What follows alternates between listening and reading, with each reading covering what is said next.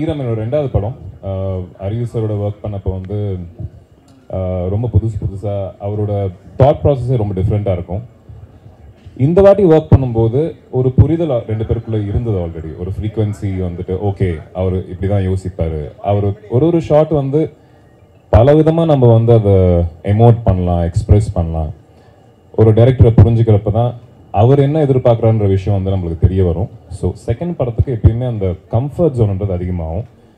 Plus அவரோட visual சென்ஸாக இருக்கட்டும், அவரோட மேக்கிங்கோட அந்த நுணுக்கங்கள், டீட்டெயில்ஸ் ரொம்ப ரொம்ப அழகாக பண்ணுவார். ஸோ ஐ தரவ்லி ரொம்ப என்ஜாய் பண்ணேன் இந்த படம் பண்ணுறது அவரோட.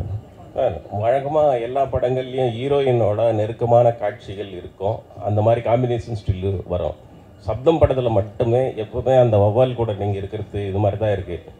சிம்ரன், லைலா, லக்ஷ்மி மேனன் இருந்தும் அவங்கள எந்த ப்ரெஸ் மீட்லையும் நாங்கள் பார்க்க முடியல. என்ன காரணம்? இந்த படத்தில் அவங்களோட பங்கு என்ன? உங்களுக்கு அவங்களோட காம்பினேஷனில் என்னென்ன காட்சிகள் இருக்குது? லக்ஷ்மி மேனனும் நானும் ரொம்ப நெருக்கமாக இருப்போம் இந்த படத்தில். பட் அது ஒரு மென்டல் ரீதியாக இருக்கும். ஃபிசிக்கலாக வந்து அந்த மாதிரி ஒரு காட்சி இந்த படத்துக்கு தேவைப்படலண்ணே. ஸோ அவங்களோட பங்களிப்பு இந்த படத்துக்கு ரொம்ப முக்கியம்.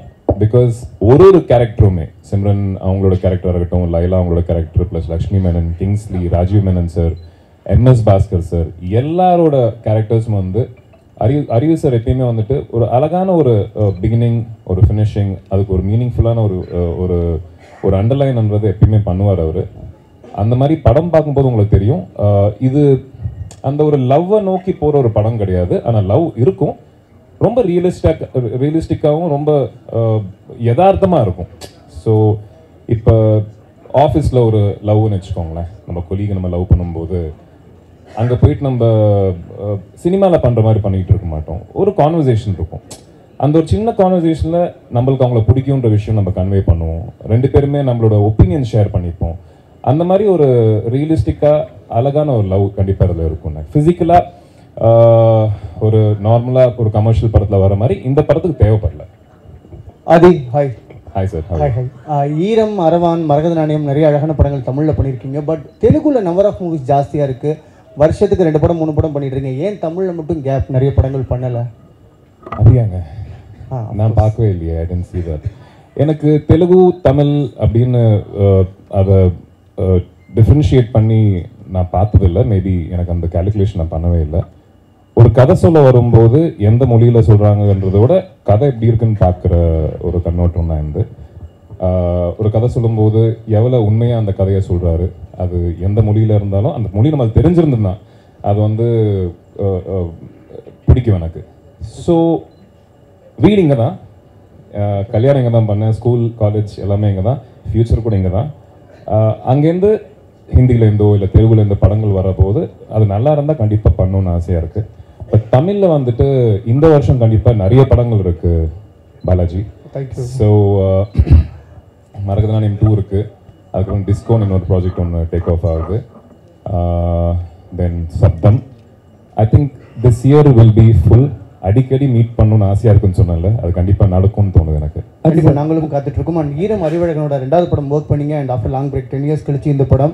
ஸோ உங்கள் டேரக்டர் எப்படி பார்க்குறீங்க? அண்ட் ஒர்க்கிங் எக்ஸ்பீரியன்ஸ் எப்படி இந்த செட்டில் அந்த மீண்டும் ஈரம் டீமோட? எனக்கு ஈரம் அறிவு சார் வந்து அந்த படம் முடிஞ்சதுக்கப்புறம் we always been great friends. அது 2 பேருமே வந்து படம் பண்ணல, ஆனால் ஒரு க்ளோஸான ஒரு ஃப்ரெண்ட்ஷிப், ஒரு பாண்ட்ன்றது இருந்துகிட்டே இருந்தது. நிறைய படங்கள் நடுவில் பேசுவோம் பண்ணணும் அப்படின்ட்டு. பட் படம்ன்றது நாங்கள் 2 பேரும் மட்டும் நினச்சா பார்த்தது இல்லை, ஒரு டீம் ஒன்று வரணும் அதுக்கு.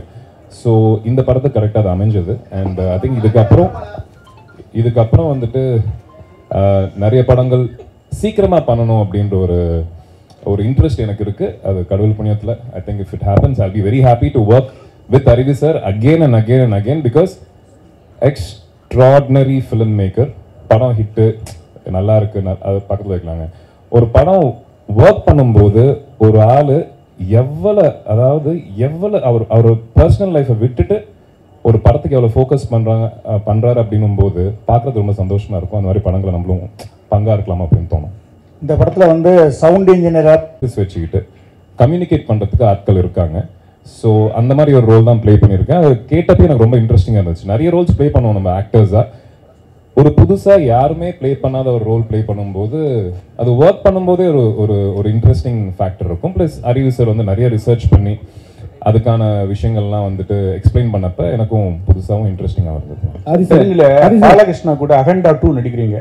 அவர் இந்த படத்தை பற்றிலாம் பேசினாரா? அவரோட இது எப்படி இருக்கு? அவர் பார்த்தாருங்க, ட்ரெய்லர் பார்த்தாரு, சூப்பர்గా ఉంది அப்படின்னாரு.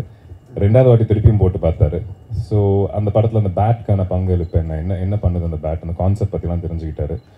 ஐ திங்க் தெலுங்குல கூட ரிலீஸ் ஆகுது படம், அவரையும் பார்க்க வைக்கணும்னு ஆசையாக இருக்குது. பார்த்தாருன்னா சூப்பர். அது சார் நீங்கள் வந்து நிறைய படத்தில் ஹீரோ நடிச்சிருக்கீங்க, ஆனால் சில படத்தில் வந்து negative role and villain character பண்ணுறீங்க. உங்களுக்கு எது பிடிச்சிருக்கு? கேமரா முன்னாடி நிற்கிறது பிடிச்சிருக்கு. இல்லை ஆக்சுவலாக என்ன நிறைய பேர் என்ன சொல்லுவாங்கன்னா, ஹீரோ பெரிய ஹீரோ கூட எனக்கு நெகட்டிவ் ரோல் கொடுத்தாலும் சரி வில்லன் ரோல் கொடுத்தாலும் சரி ரொம்ப நல்லா இருக்கு, கம்ஃபர்டபுளாக இருக்கு அப்படி. இல்லை என்னங்க சிம்பிளுங்க, இப்போ நீங்கள் நல்லவர் நான் கெட்டவன் வச்சுக்கோங்களேன். சும்மா கெட்டவனுக்கு வந்து அவன் என்ன வேணாலும் பண்ணலாம், ஆனால் நல்லவன் வந்துட்டு பிரின்சிபல்ஸோட வாழ்வான். ஸோ பிரின்சிபல்ஸோட வாழ்றது வந்து நம்ம நிறைய படங்களில் பார்த்துருப்போம். ஒரு ஹீரோவாக பண்ணும்போது அதுக்கான ஒரு அதாவது வேரியேஷன்ஸ் ரொம்ப கம்மியாக இருக்கும். கெட்டவனுக்கு அந்த ஒரு பவுண்டரியே இருக்காது, அவன் என்ன வேணாலும் பண்ணலாம். ஸோ அந்த மாதிரி ஒரு ஆக்டரை பார்க்கும்போது வில்லன் பண்ணும்போது கொஞ்சம் இன்ட்ரெஸ்டிங்காக இருக்கும். அது உண்மை. பதில் வரலையே சார். என்ன பதில்? அதானே வில்லன் பண்ணும்போது இன்ட்ரெஸ்டிங்காக இருக்கும்.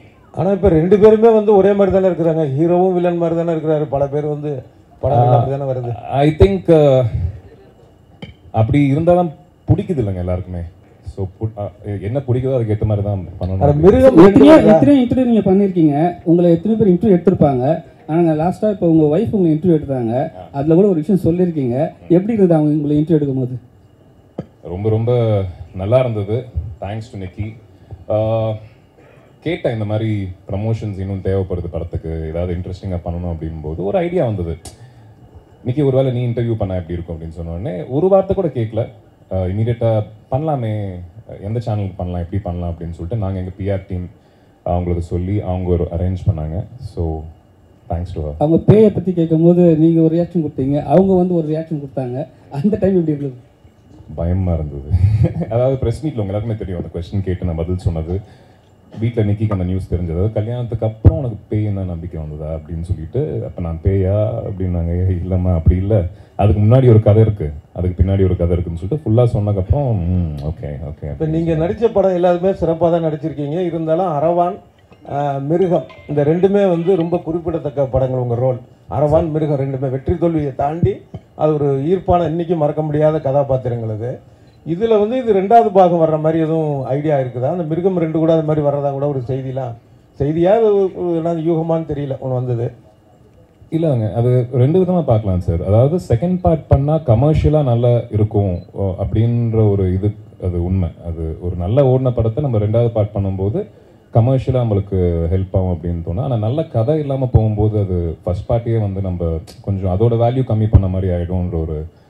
மிருகம் வந்தாங்க சொன்னாங்க, பட் அதில் அந்த அந்த ஒரு பலம், ஒரு ஆனஸ்டி எனக்கு இல்லைன்னு தோணுச்சு. அதனால நான் பண்ணல. வேறு யாரை வச்சு பண்ணிக்கலாமா அப்படின்னு கேட்டேன். கண்டிப்பாக பண்ணிக்கலாங்க, உங்கள் இஷ்டம், ப்ரொடியூசராக அது உங்களோட விருப்பம் அது அப்படின்னு சொல்லி சொன்னேன். அதை ஸ்டார்ட் பண்ணாங்களா இல்லையான்னு தெரியல. உங்கள் பிரதர் கூட நீங்கள் ஒரு படம் பண்ணீங்க, வியாபாரம் நான் காக்க. அதுக்கப்புறம் செகண்ட் பார்ட் என்ன இருக்கா, இல்லை அதுக்கப்புறம் உங்கள் பிரதர் கூட ட்ராவல் பண்ணுற மாதிரி ஏதாவது ஒரு ஐடியா இருக்கா? பிரதர் இன்னொரு ஸ்கிரிப்ட் ரெடி பண்ணியிருக்காரு. அவர் வந்து கதை கேட்டேன்னா ஒரு ஆடியன்ஸாக கேட்டேன், ரொம்ப நல்லா இருந்துச்சு, இன்ட்ரெஸ்டிங்காக இருந்தது. அவர் திருப்பி நடிக்க கூப்பிட்டா கண்டிப்பாக போவேன், எனக்கு இன்ட்ரெஸ்டாக இருக்குது நடிக்க. கல்யாணத்துக்கு முன்னாடி வந்து நீங்கள் சோலோவாக கதை கேட்பீங்க, இப்போ வந்து உங்கள் ஒய்ஃப் கூட சேர்ந்து கேட்பீங்களா? லவ் ஸ்டோரி தான் இருந்தால்?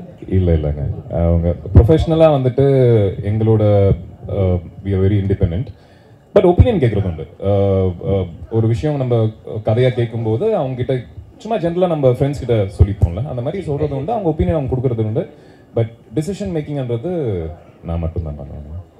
Adi, all the best actually. Congrats as well. Thank you. இந்த paranormal investigator வந்து நிறைய பேர் இருக்காங்க ஃபேமஸா. யாரையாவது நீங்க ஃபாலோ பண்ணீங்களா? யாரோடதாவது அடாப்ட் பண்ணிருக்கீங்களா கேரக்டர்ஸ்ல?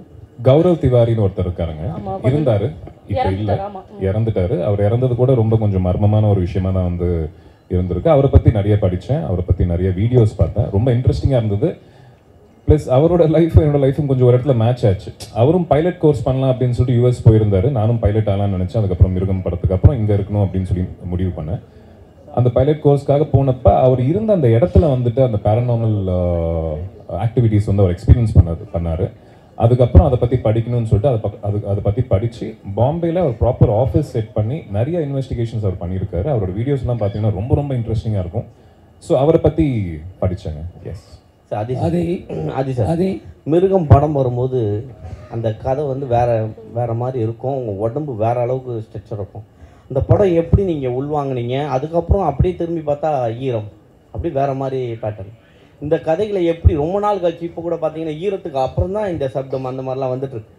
ஏன் பார்த்து காலை வச்சிட்ருக்கீங்க? ஏன் என்ன விஷயம்? இல்லைங்க, இப்போ கமர்ஷியல் சினிமான்றது அதை ப்ரொடியூஸ் பண்ணுறதுக்கு நிறைய பேர் வருவாங்க. நான் ஒரு வேளை ஒரு ப்ரொடியூசர் இருந்தால் கண்டிப்பாக ஒரு கமர்ஷியல் சினிமா தான் இன்வெஸ்ட் பண்ணணும்னு நினைப்பேன். பிகாஸ் அதுதான் போட்ட காசுக்கு ஒரு வசூல் வரும். புதுசாக ஒரு விஷயம் யோசிக்கும் போதோ இல்லை புதுசாக ஏதாவது பண்ணலாம் அப்படின்னும் போது அதுக்கு இன்வெஸ்டர்ஸ் வந்து எந்த ஃபீல்டில் இருந்தாலும் கொஞ்சம் கம்மியாக தான் இருப்பாங்க. அந்த மாதிரி நம்மளை நம்பி வர சில ப்ரொடியூசர்ஸ் வர்றது கஷ்டம். அந்த மாதிரி வரும்போது அதுக்கான ஒரு டெக்னிக்கல் டீம் ஒன்று அமையணும். ஒரு படம் வந்துட்டு ஒரு தனிப்பட்ட முறையில் யாரும் ஒரு ஆள் நினச்சா நல்லா எடுத்துட முடியாதுங்க. ஒரு நல்ல கேமராமேன் வேணும், ஒரு நல்ல ஆர்ட் டைரக்டர் வேணும், எடிட்டர் வேணும், மியூசிக் டைரக்டர் வேணும். எல்லாரும் சேர்ந்தால் தான் ஒரு படம். ஸோ அந்த மாதிரி எல்லாருமே கொஞ்சம் டேலண்டடாக இந்த படத்துக்கு சப்போர்ட்டிவாக இருக்கக்கூடியவங்க ஜாயின் பண்ணாங்கன்னா ஒரு நல்ல படமாக வந்து ஸ்டார்ட் ஆகும். ஸோ மெதுவாக பண்ணுறதுக்கு அதுவும் ஒரு காரணம். எல்லாமே அமையிறது கஷ்டம். ஸோ அமையும் போது பண்ணலாமே அப்படின்ற ஒரு ஏன் அவசரம், எதுவாகவே பண்ணலாமே, யாரும் கத்தி கழுத்தில் வச்சுட்டு படத்தை பண்ணியே ஆகணும் அப்படின்லாம் இல்லைல்ல. நல்ல படங்கள் வந்துகிட்டு இருக்கு. நம்ம பண்ணுற படங்கள் கொஞ்சம் கவனமாக சிறப்பாக பண்ணலான்ற ஒரு சின்ன ஆர்வங்க, அவ்வளோதான். கல்யாணத்துக்கு முன்னாடி கல்யாணத்துக்கு பின்னாடி. கல்யாணத்துக்கு முன்னாடி நீங்கள் கதை நல்லா சூஸ் பண்ணியிருப்பீங்க. இப்போ கல்யாணத்துக்கு அப்புறம் நிக்கி மேம் வந்துட்டாங்க. உங்கள் கூட சேர்ந்து கதையை சூஸ் பண்ணுறதுல அவங்களும் ஆர்வம் காட்டுறாங்களா, இல்லை என்னுடைய லைன் வேறு உன்னோட லைன் வேறுன்னு இருக்காங்களா? இல்லைங்க, அது ரெண்டு பேருமே பர்சனாலிட்டியே ரொம்ப டிஃப்ரெண்ட்டு. அவங்க சூஸ் பண்ணுற ஒரு கதைகளாக இருக்கட்டும், நான் சூஸ் பண்ணுற கதைகளாக இருக்கட்டும், ரொம்ப ரொம்ப டிஃப்ரெண்ட்டாக இருக்கும். ஆனால் அவங்களுக்கு தெரியும் இவனுக்கு என்ன மாதிரி கதைகள் பிடிக்கும் அப்படின்ற விஷயம் தெரியும். ஸோ என்னோட பாயிண்ட் ஆஃப் வியூலேருந்து தான் அவங்களும் யோசிப்பாங்க நான் படம் செலக்ட் பண்ணும்போது. அது நீங்கள் நினச்ச அதே படங்கள் வந்து இங்கே படங்கள் வந்து நீங்கள் நடிச்சிட்ருக்கீங்க. இப்போ நடிக்காத சமயத்தில் நீங்கள் ஒரு நல்ல கதையை செலக்ட் பண்ணி அர்ஜுன் சார் மாதிரி டைரக்ஷன் துறையில் ஈடுபடலாம் இல்லையா? யார் சார்? அர்ஜுன் சார் வந்து அப்படி தான் பண்ணார். சேவகன், பிரதாப்லாம். நான் டைரக்ஷன் பண்ணுறது கேட்குறீங்களா? இல்லை இல்லைங்க, கமர்ஷியல் படமாக இருந்தால் இன்னும் நல்லாயிருக்கும் நீங்கள் டைரக்ஷனில். அதாவது டைரக்ஷன்ன்றது அது ரொம்ப ஸ்ட்ரெஸ்ஃபுல்லான ஒரு ஜாபுங்க. எனக்கு தெரிஞ்சு அந்தளவுக்கு ஸ்ட்ரெஸ் என்னால் எடுத்துக்க முடியாது. இன்ட்ரெஸ்ட் இருக்குது, பண்ணணுன்ட்டு இருக்குது. ஆனால் டைரக்ஷன் பண்ணால் திருப்பியும் நடிக்க முடியாது. அது டைரக்ஷன் மட்டும்தான் பண்ணணும். இங்கேயே வண்டியை ஓட்டிக்கலாமே. இல்லை நீங்கள் ஹீரோவை நடித்து டைரக்ஷன் பண்ணலாமே. இல்லைங்க, என்னால் அது அந்த மாதிரி என்னால் மல்டி டாஸ்கிங் எனக்கு கொஞ்சம் கஷ்டமாக இருக்கும்.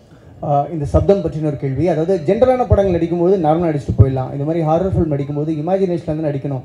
ஸோ ஒரு பேய் இல்லை ஆனால் இருக்க மாதிரி நினச்சி நடிக்கணும். அது எவ்வளோ டிஃபிகல்ட்டாக இருந்தது? அண்ட் இந்த படம் எடுக்கும்போது ஏதாவது அமானுஷ்யமான விஷயம் நடந்துச்சா? ஏன்னா பழைய பேய் படங்கள் சொல்லுவாங்க ஷூட்டிங் அப்போ இந்த மாதிரி விஷயம் நடந்துச்சு, எங்களுக்கு ஒரு சில விஷயங்கள் தட்டுப்படுத்தி அப்படிவாங்க. உங்களுக்கு ஏதாவது அமானுஷ்யமான விஷயங்கள் இருந்துச்சா? அண்ட் இமேஜினேஷன் அடிக்கும்போது எப்படி இருந்ததுன்னு சொல்லுங்கள். எங்களுக்கு இன்டர்வியூஸ் நடக்கும்போது கூட சில விஷயங்கள் நடந்துக்கிட்டு இருக்கு. அது அமானுஷ்யமா இல்லை வந்து மேட்ரு ஆஃப் ஃபேக்டாக நடக்குதான்னு சொல்லி தெரியல.